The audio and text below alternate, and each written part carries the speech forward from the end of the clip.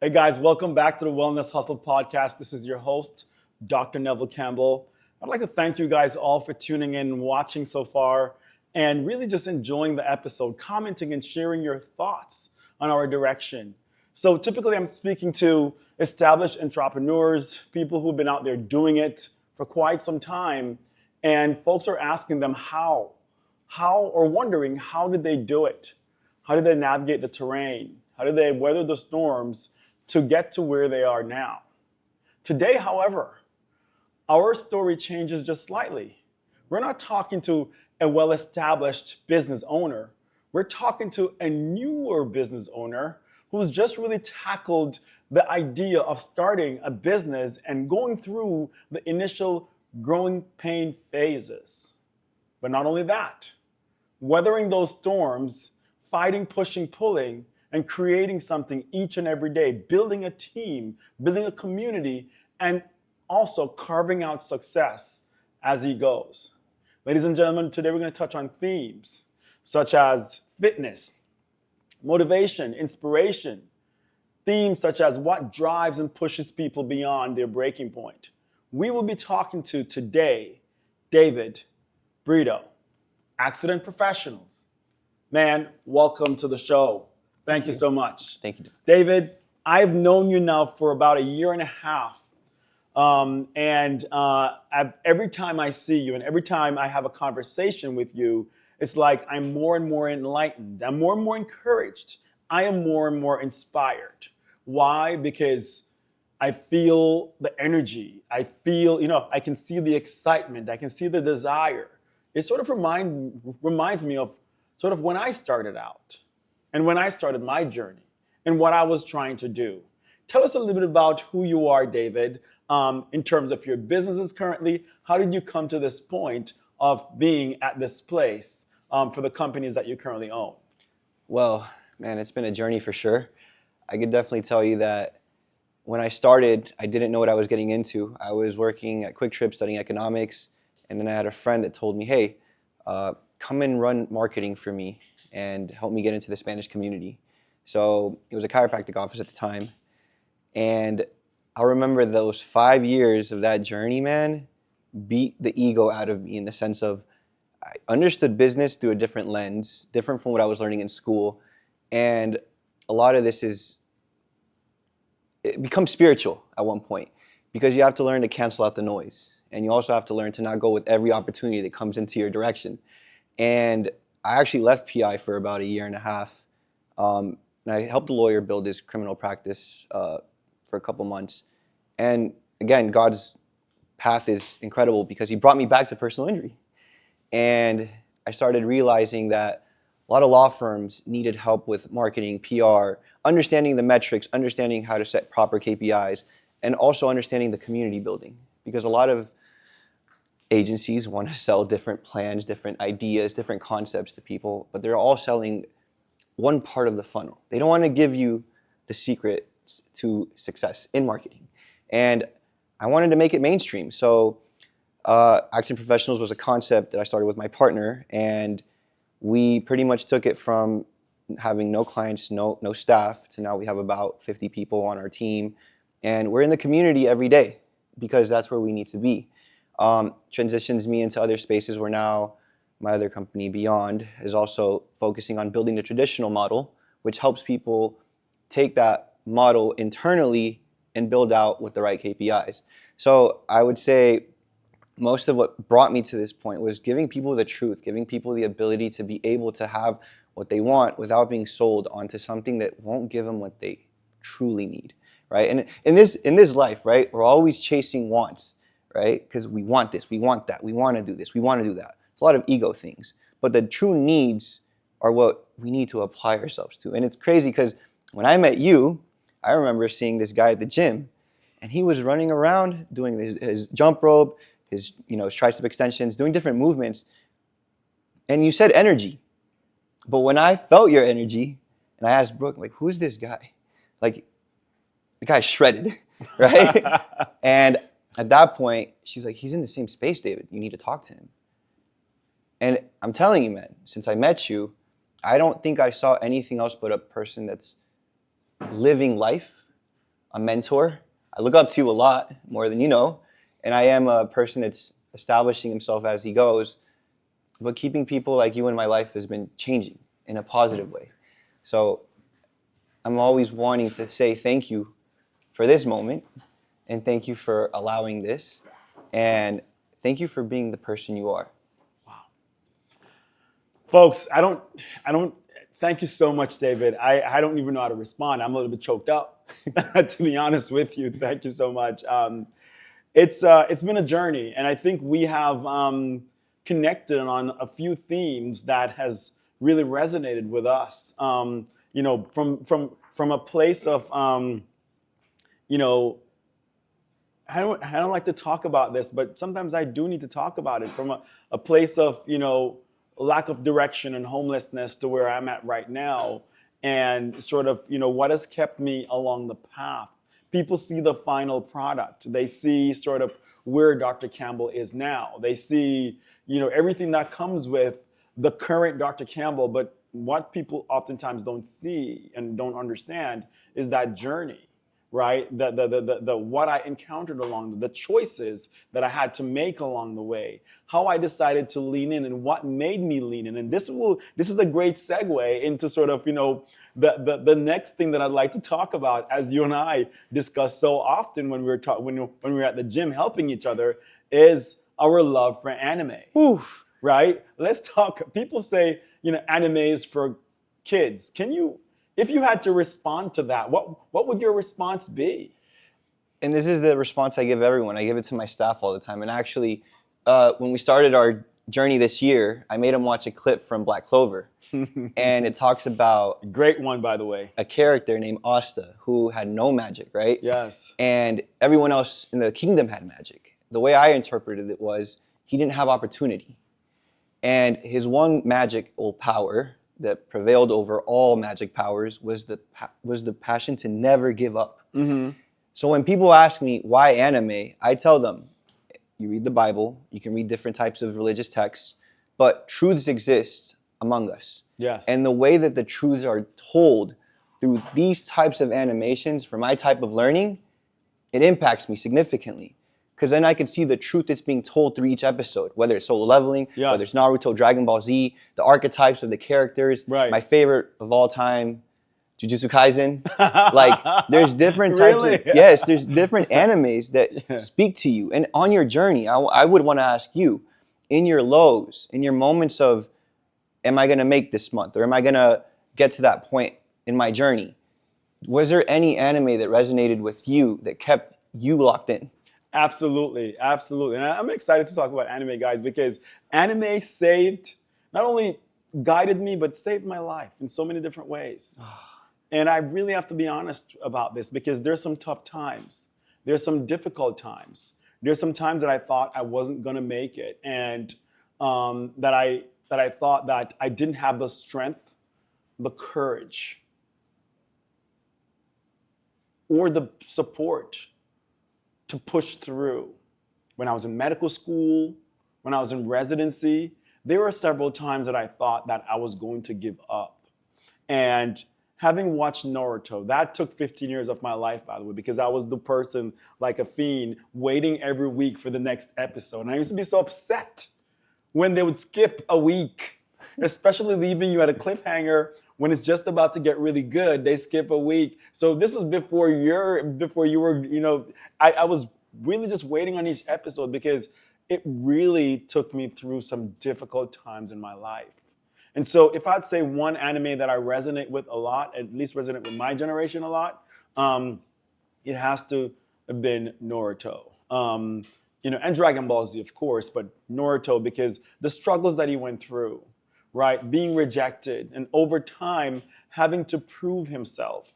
That's the path that I've taken every step of the way. Every city that I've been into, whether it's New York City from Jamaica, whether it was Las Vegas from New York City, or currently now Atlanta from Las Vegas, every city, that process of having to prove yourself, that process of going through sort of, the steps that it requires to be identified and recognized. It's the same sort of steps, and it's not easy. Every step of the way comes with challenges. But every time when I listen to and I watch and I see how Naruto navigates, it reminds me that, look, keep on pushing. I know it's tough now, and I know you feel like you're going to give up now, but just don't.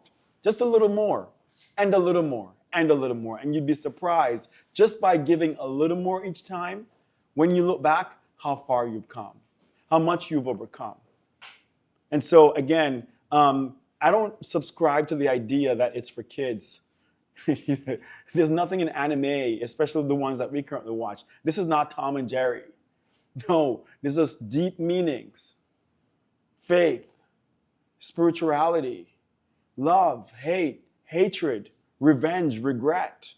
All these lessons are laced and told so beautifully in these stories. So again, for me, my life, and I can confidently say this right now, would not be the same without my anime journey. Some people say my journey with my friends, my journey with my biblical stories, and I'm a strong Christian, and I read the Bible, but what resonates with me the most when I tell you the things that I was going through at those periods of my life was the anime series and the lessons that were brought out. That's it. Wow.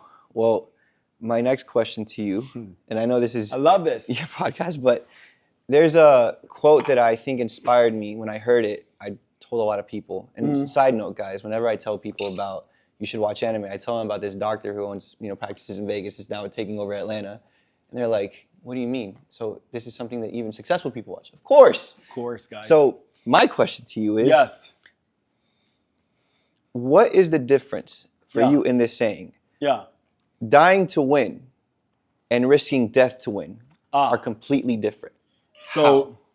I believe that was, that's a quote from Jujutsu Kaisen. Correct. Right? Jujutsu Kaisen. When I first heard that quote, I kind of paused. Dying to win is different from risking death to win. So, as I understand this, one is selfish, and the other is selfless. Let me break this down to you. Dying to win, that is proving something to me. I. In this dying to win, I would do whatever it takes. I will climb the mountain. I will swim across the ocean. I will do the heavy things. I will do the challenging things. But as you can see, every step of the way, it's I. Now let's look at the other side.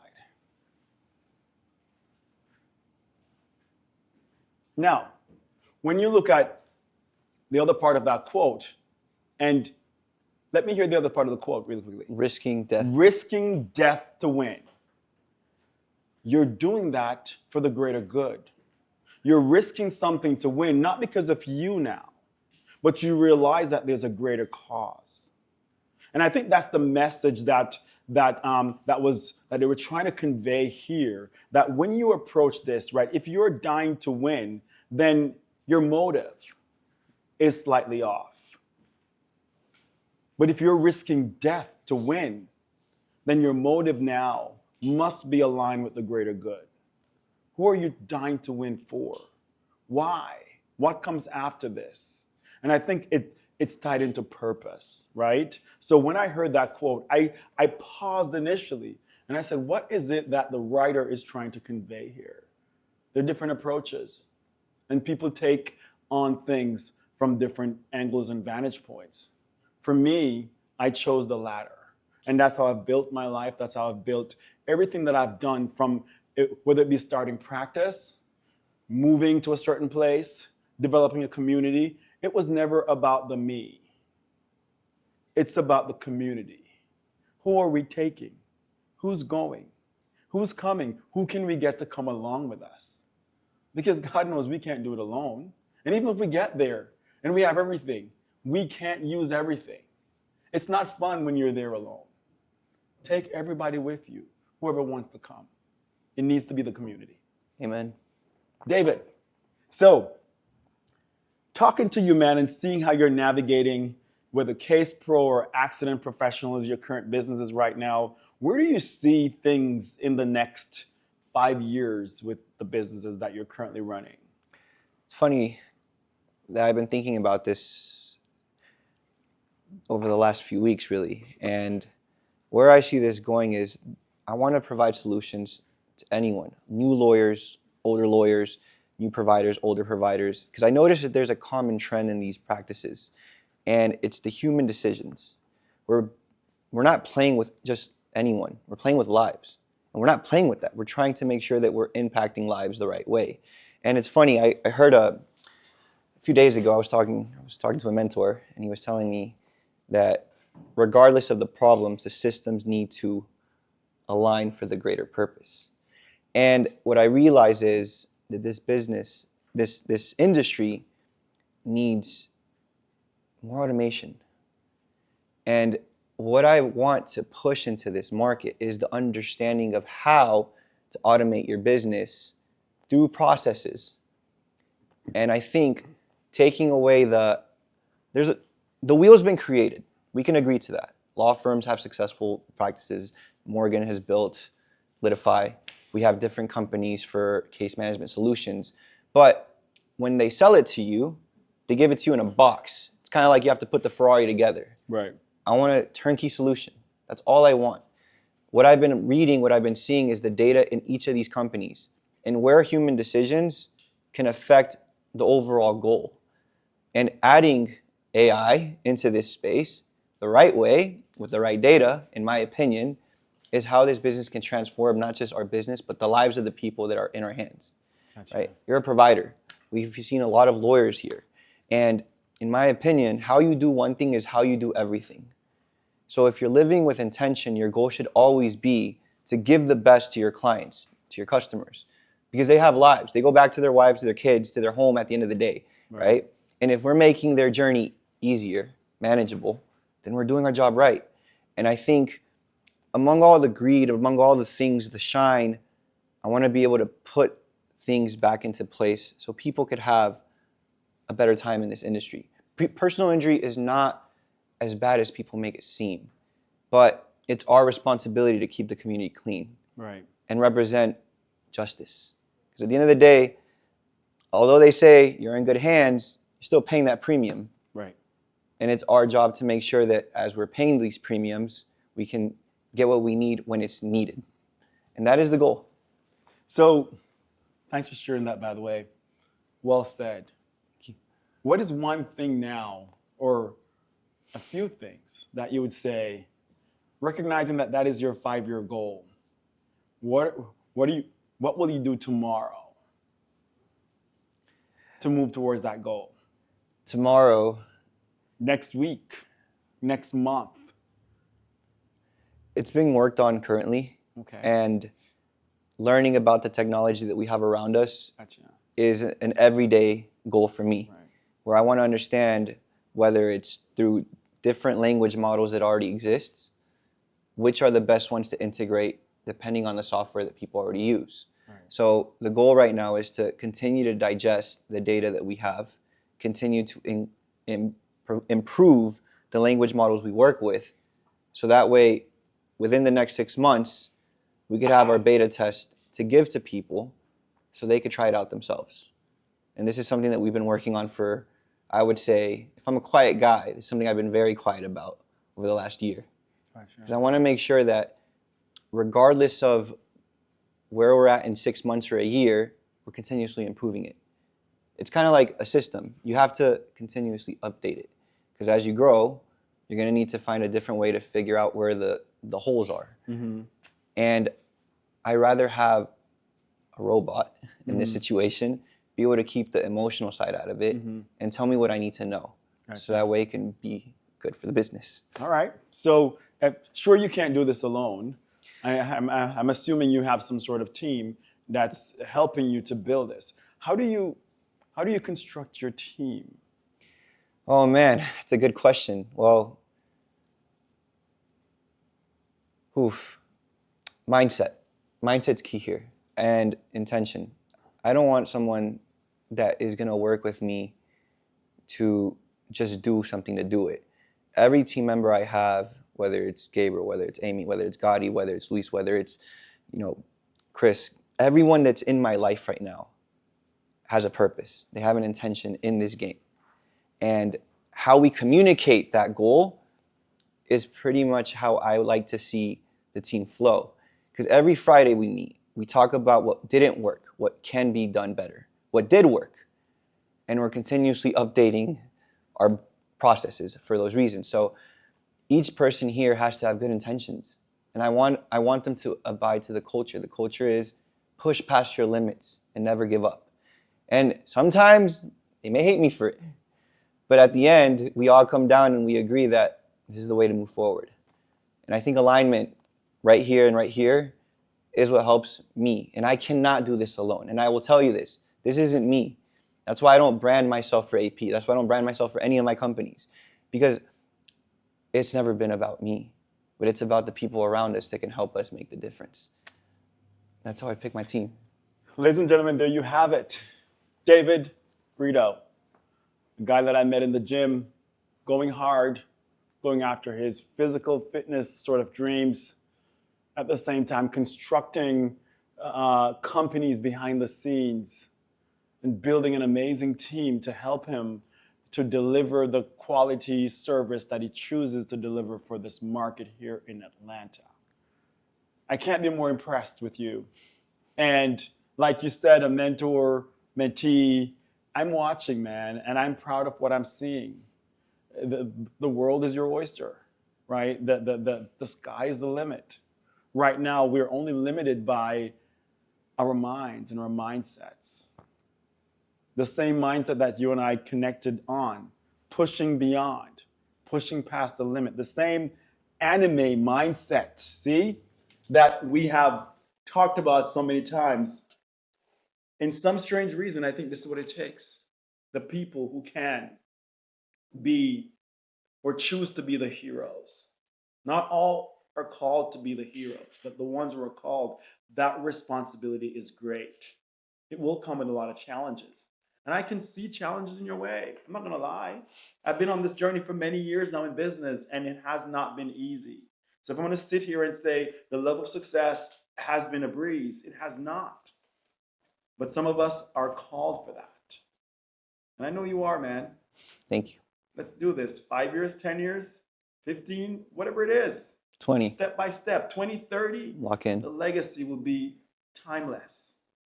Let's lock in, David. Lock in. It's a pleasure having you on the podcast, man. Thank you, Doc. I Thank appreciate sir. you. Absolutely. Folks, there you have it. David Brito.